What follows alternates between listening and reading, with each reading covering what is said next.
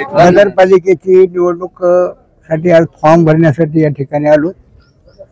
आमचे पुतणे छत्रपती धुत्मल यांची पत्नी या वार्ड नंबर 2 या राखीव सीटवर उभे राहिलेले मागासवर्गीय याच्यात, आणि त्यासाठी पुष्कळशा जनसमुदाय जमा झालेला आहे।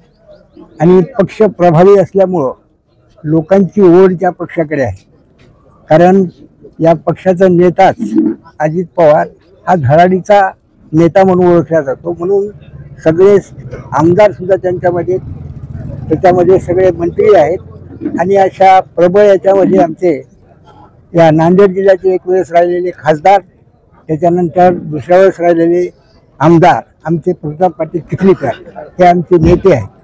आणि त्यांच्या नेतृत्वाखाली ही निवडणूक आम्ही लढवणार आहोत। आमच्या मागे भरपूर पाठिंबा आहे आणि आमची अतिशय अशा प्रकारची इच्छा आहे की आम्ही प्रबळ मताने निवडून येऊ आणि चांगलं काम, जनतेची चांगली सेवा करू।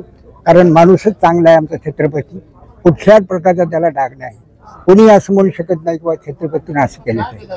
त्याच्यामुळं त्यानं उभं राहायला म्हणला होता, परंतु सगळे लोक त्याच्या घरी गेले आणि त्याला सांगितलं की बाबा तुम्ही उभं राहिल्याशिवाय जमत नाही।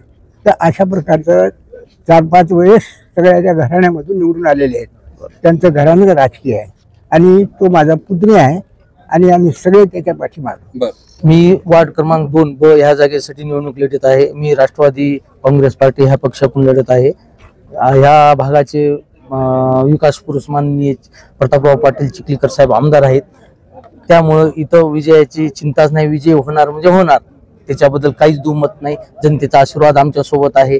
साहेबाचं काम बघता छत्रपती दादाचं आज 30 वर्ष राजकीय त्यांचं घरानं त्यांनी केलेले विकास कामं त्यांच्या पाठबळावर इथं विजय कोणीच रोखू शकणार नाही। आमचा युति नहीं होने की वजह से तुम्हारे को नुकसान होगा ऐसा लग रहा है क्या? अजिबात नाही, कुछ भी नाही। जी काही ताकद आहे ती तर लोहा कंदर मध्ये माननीय चिखलीकर साहेबाची ताकद आहे, त्याच्या पलीकडे काहीच नाही। मी लक्ष्मी छत्रपती धुत्मल प्रभाग क्रमांक 2 मधून उमेदवार आहे आणि साहेबांनी माझ्यावर विश्वास टाकलाय, त्या विश्वासास मी पात्र ठरेल।